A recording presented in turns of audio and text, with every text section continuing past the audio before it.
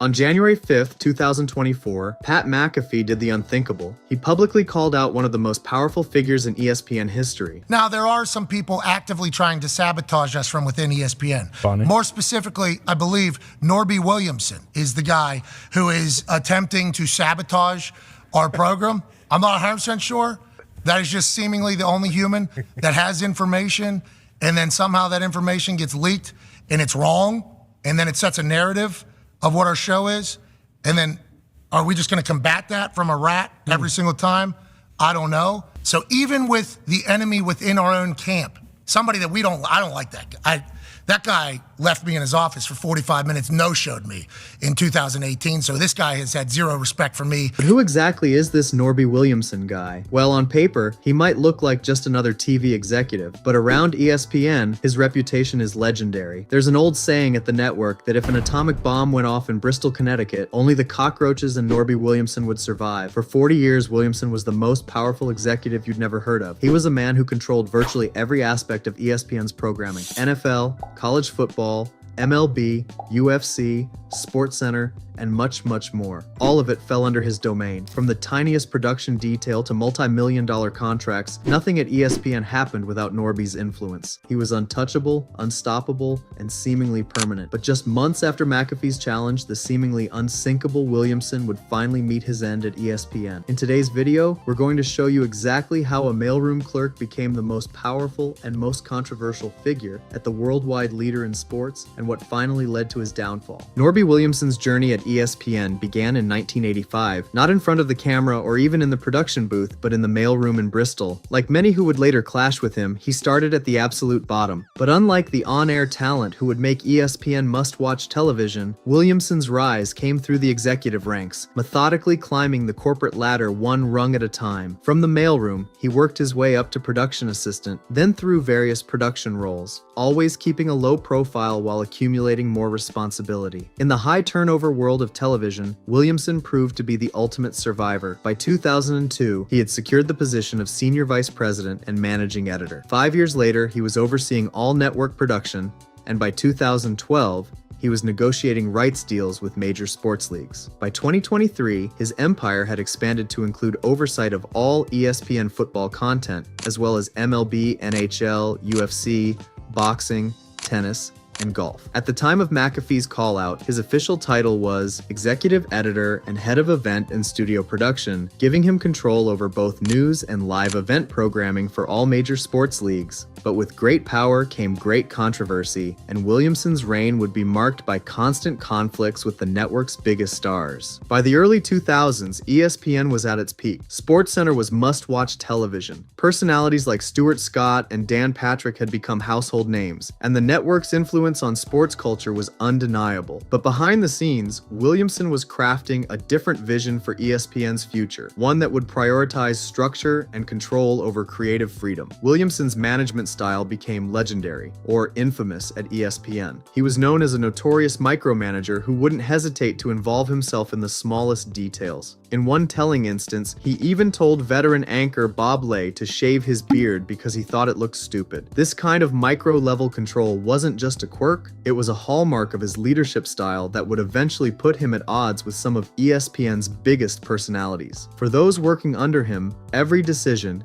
every creative choice, every on-air moment was subject to his scrutiny. Former ESPN employees would later describe an environment where innovation took a back seat to compliance, where playing it safe was preferable to pushing boundaries. His approach to programming proved equally heavy-handed. In the mid-2010s, Williamson made what many consider his biggest miscalculation: the complete restructuring of SportsCenter. The crown jewel of this transformation was the 6 p.m. EST edition, rebranded as SC6, with hosts Jamile Hill and Michael Smith. This wasn't just a name change, it represented a radical departure from the highlight-centered program that had defined SportsCenter for decades. Under Williamson's direction, SC6 became more narrative-driven. often venturing into politics and social commentary, including discussions about then-President Donald Trump and kneeling during the national anthem. The public reaction was overwhelmingly negative, with viewers rejecting the new format and ratings plummeting. The experiment proved so unsuccessful that Williamson eventually had to apologize to both Hill and Smith. The list of talent who clashed with Williamson reads like a who's who of sports media. But to understand why these conflicts kept happening, you need to understand how ESPN had changed under his watch. The network that once encouraged personalities to be themselves, that celebrated catchphrases and creativity, was transforming into something more corporate, more controlled, more sanitized. But before we get into the conflicts Norby Williamson has had with people like Stuart Scott and Bill Simmons, if you're enjoying this video, please subscribe to my channel. I am trying to reach the milestone of 1,000 subscribers. It would mean so much to me if we reach this goal before summer starts. Now let's talk about some of the conflicts Norby has had. Stuart Scott found himself at odds with Norby Williamson, who wanted him to tone down his distinctive style. Scott's catchphrases like "booyah" and "cool as the other side of the pillow" had helped define ESPN's voice, but under Williamson's vision, this style was seen as too informal, too street. Their conflict intensified when Scott refused to change his approach to sports coverage, believing authenticity was what connected him with viewers. Behind the scenes, Scott would often have to defend his cultural references and vernacular to Williamson and other executives who didn't understand their significance. This pattern of controlling creative voices continued with Bill Simmons' Grantland, which despite its critical success, faced constant tension with ESPN's traditional television leadership. Williamson reportedly took issue with Grantland's independence and Simmons' outspoken criticism of NFL Commissioner Roger Goodell. The conflict reached its breaking point in 2015 when Simmons was suspended after criticizing Goodell's handling of the Ray Rice domestic violence case. I just think not enough is being made out of the fact that they knew about the tape and they knew it was on it. Yeah. Goodell, if he didn't know what was on that tape, he's a liar. I'm just saying it. He is lying. I think that dude is lying. If you put him up on a lie detector test, that guy would fail. And for all these people to pretend they didn't know is such bullshit. It really is. It's such bullshit. And for him to go on that press conference and pretend otherwise, I was so insulted. Right. I really hope somebody calls me or emails me and says I'm in trouble for anything I say about Roger I don't. Goodell. I think because it's pretty safe. If one person says that to me, I'm going public. You leave me alone.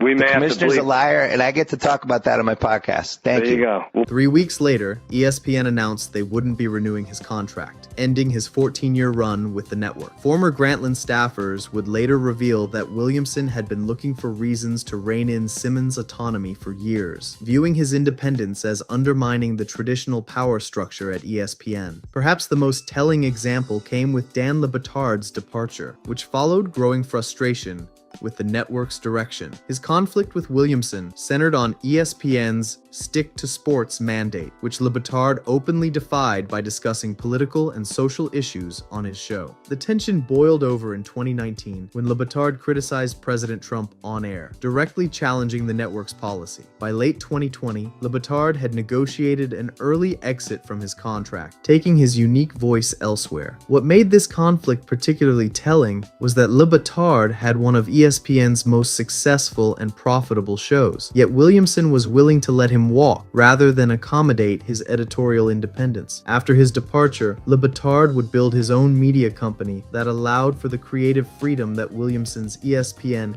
had systematically stifled. Each conflict followed a similar pattern: creative talent pushing boundaries, meeting resistance from Williamson's traditional television mindset. The reputation he developed was clear: cross Williamson and your days at ESPN were likely numbered. By 2024, the tension between old and new ESPN had reached a boiling point. The network was trying to adapt to a changing media landscape, embracing personalities like Pat McAfee who brought their own style and audience. But the old guard, led by Williamson, seemed resistant to this evolution. The conflict that would ultimately precede Williamson's departure began with a ratings report. In January 2024, the New York Post published an article highlighting a 12% ratings decline in McAfee's time slot compared to previous SportsCenter episodes. McAfee, never one to hold back, immediately accused Williamson of leaking the numbers in an attempt to tear him down. What made the situation different was the public nature of McAfee's response and the support he received. Former ESPN personalities quickly sided with McAfee, confirming through their own experiences that Williamson's management style had long been a source of tension within the network.